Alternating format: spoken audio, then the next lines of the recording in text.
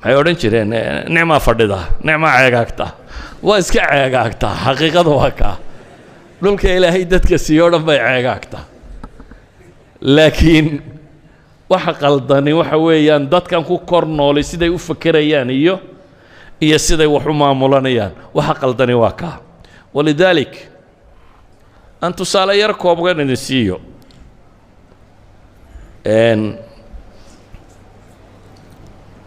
بلوتينada dawladdu soo saarto مثلا waxyaabihii aynu soo dhoofsanay January ilaa June 2019 oo bulletin dawladdu ay faafisay wixii aynu wadankan soo dejinay laga bilaabo waa 6 bilood oo qura oo 2019 ka mid ah waxaan aad ula yaabo waxa ka mid ah waxa ku qoran digaagaynu soo dhoofsanay chicken meat 6 bilood baa waxaynu soo dhoofsanay 413 oo kiilo iyo hilib digaaga 6 bilood baa waxaynu soo dhoofsanay 646 kiilo oo kalluuna 6 bilood baa waxaynu soo dhoofsanay 5 milyan oo litir oo caano ah waxa la walaaqayo 6 bilood ayaa waxaynu soo dhoofsanay in ka badan 10,000 oo darsin oo beed ah beri waxaan filayaa 1986 meelaha inay ahayd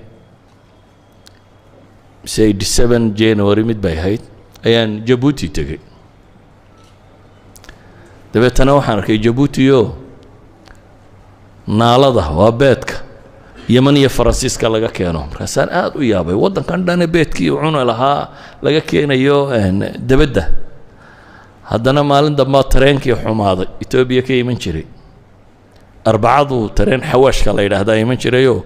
khudaarta wax lagu karsado dhan waaga aad baan u yaabanaa ma wadan jira ayaa khudaartu cuna iyo beedku cuno dabadda looga doonaya taanigoo ka yaaban baan halkan toon u baahday toon baan soo iibsaday dukaankii toonta iibinaya waxaan ku idhi toon yarro qurux badan u baan ko 7 kiilo isugu xidhan oo isa saaran maasaan ku idhi waar toontan xagee ka timi toontan markaasuu ku idhi China ma intaasoo 1 kiiloomitir bay noo soo lugaysay xabad tooni waa toon xabad toona oo wargeysa lagu dhex iibinayo oo China laga soo raray oo markab la soo saaro dhowr bilood soo socotay hadda dhowrka bilood way bixi lahayd hadaynu ku ridno dhowrka bilood markabku soo socday way bixi lahayd hadaynu dhulka ku ridno idan aqliga keenaya in xabad toona ama kamsare ama wax la mid ah lagaaga keeno dabad waa wax aad u cajiiba مشكلتني ماها مشكلة يردتكو سيو صوريان ما هدان أخرية داتا هالكن كو قرن دولة صو صارتي واد عجب لهايد دتك وحا عنية GDP جن واي مسا وحصو صار كودن كوبا واي مسا 2002 ألف World Bank إيو دولة وحي سوا دا صارينوها 1.4 بليون حصو صار كينو با kuwa hadda ugu badaya waxay yiraahdaan 2 billion laakiin masaadir waliba sources aad loo ictimaadi kara maaha laakiin World Bank iyo dawladdu kay soo wada saartay wuxuu sheegayaa intaa waxay sheegayaan ihsaayaadka qaarkood ajsiga mesela ihsaayada hore dawladdu soo saartay deficitka ku jira tijaaradeena waxaynu soo dhoofsanayo waxaynu dhoofino 205 milyan ayaa 6 bilood gudahood deficit ku yahay almost waa 5 نص بليون ديفيسيتين كوتشرنا العكو دو سيت المامية تا معنى هدو حويان يدو بير كابيتال وحسوسير كان يدد كان مركا الله قيبيو وحكو غياسان قف كيبا صدح بغليو تضبيا $40 بسنة كدن كوكسو هقاقيا دان من اسمال انتي $1 مهشيت سنة كويم سمع الموت 356 waddankan aad joogto wax soo saarkiisu maalintii qofku $1 ka yar buu soo saaraa weeyaan marka loo qaybiyo xisaayaadkan aynu hayno waxay dhahaan Somaliland marka loo eego waa waddanka afraad ee dunida ugu dambeeya wax soo saarka saddex baa inaga sii dambeeya iyana baktiyey waa Malawi iyo Democratic Republic of Congo iyo Burundi saddexdaas ay inaga sii dambeeya marka la eego investmentka level of investmentka approximately waddanka 180 baynu nahay waddanka 180 that means 179 waddan baa inaga horeeya runtii إحصائيات كان أما الدولة الصوصارة أما World Bank الصوصارة أما واحد كان الصوصارة واحد آخر كربا معها Somalia تكلنا واسكو هذا النوع اسمه دانتو Somalia جودها وحيلين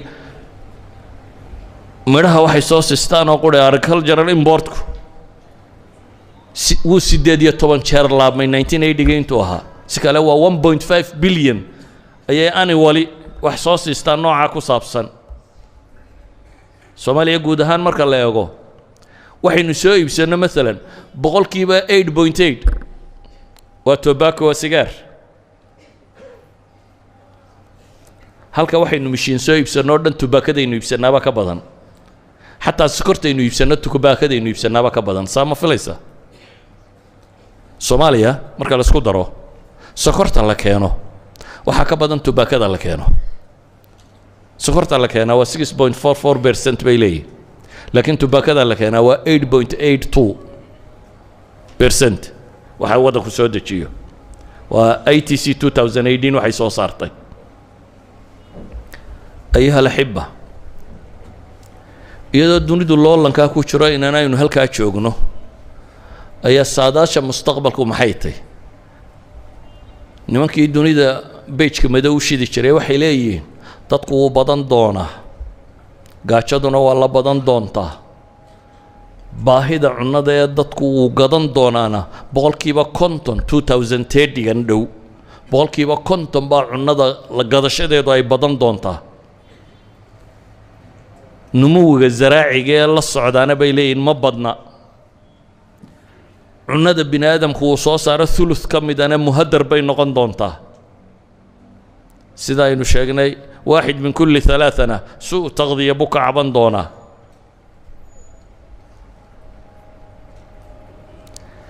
reer magaalnimaduna waa soo badan doontaa oo 2050 waxay leeyihiin dunida dadka ku nool boqolkiiba 70 reer magaal bay soo noqon doonaan that means beerihii iyo baadiyihii iyo xoolo dhaqashadii baa laga soo guuri doonaa magaalada la iman doonaa kuwanina waa suu nadiir dambe intay hadda joogto markaa way ka sii faal xumaanaysaa bay iyagu sawirayaan haddaba haddii mashaakilkaasi jiro kow mashaakilkan waxay leenahay waa mashaakil siyaasiya oo siyaasadda waddanku uu leeyahay waa mashaakil cultural ah oo dadaan geed ay gooyaan mooyaane geed beeraynin naqsi lintaaj wax soo saarkooda aada u yariyay intay sheekeeyaan ay ka badantay intay shaqeeyaan marka dambana aan system waxay u store garaystaan ama wax u kaydsadaan ama wax u ilaashadaan lahayn suluukiyaadka iyo kayfiyatul istihlaakuna uu qaldan yahay waa dhib laakiin dhibta ma laga bixi karaa ha الأستاذ عز الدين عمر بروفيسور كاميدا بروفيسور رضا لقى وحيابها كان الدراسات الاستراتيجية والمستقبلية أي وحوليه هي تعبير كانوا فيرسو زيادة الإنتاج عبادة وتغيير نمط الاستهلاك الزهد ومحاربة معوقات الإنتاج حسبة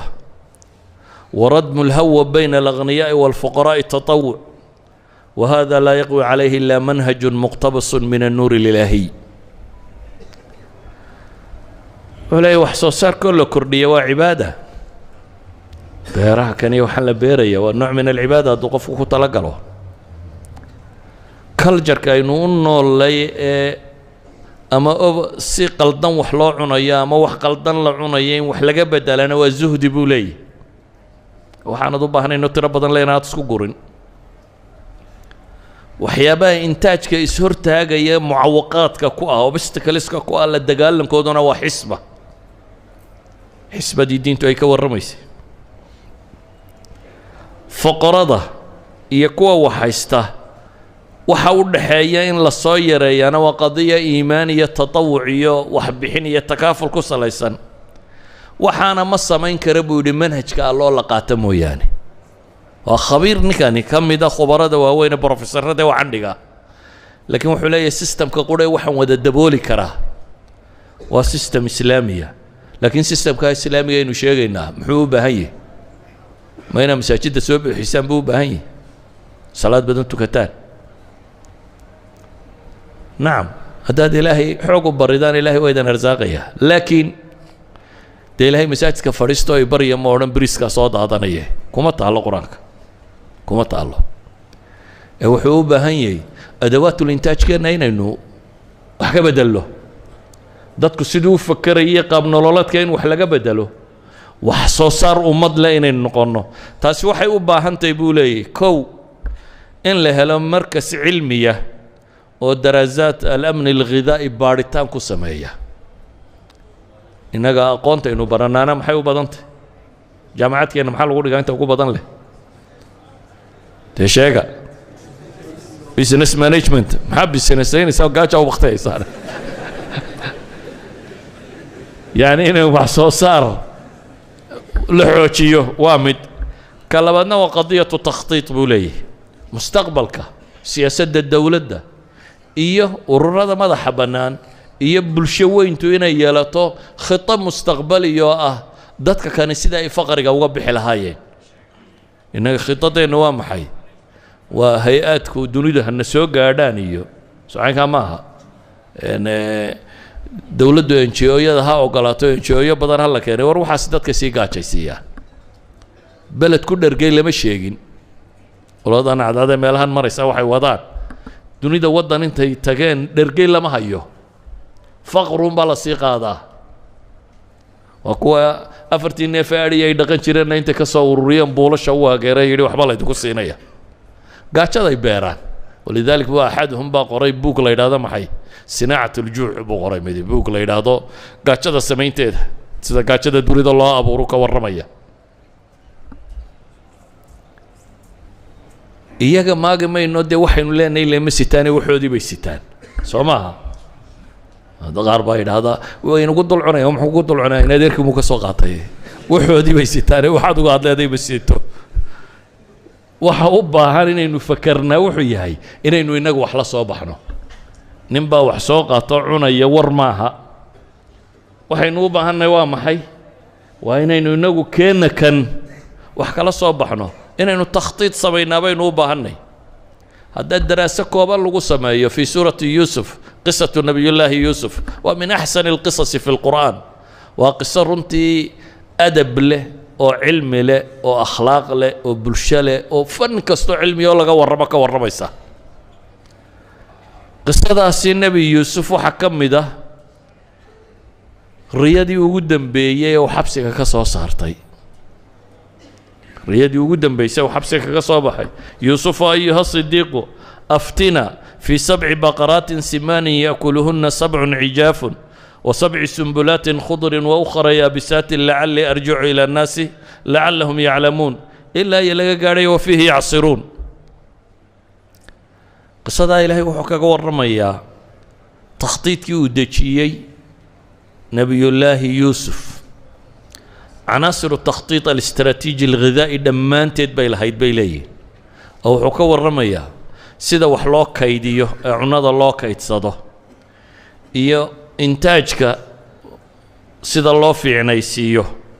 iyo istihlaaga sida loo tarshiidiyo ayuu ka warramaysaa qisada waxay ka warramaysaa 7 sannadood in wax la beerto markuu fasiray oo si fiican wax loo beero dhulka waxay ka warramaysaa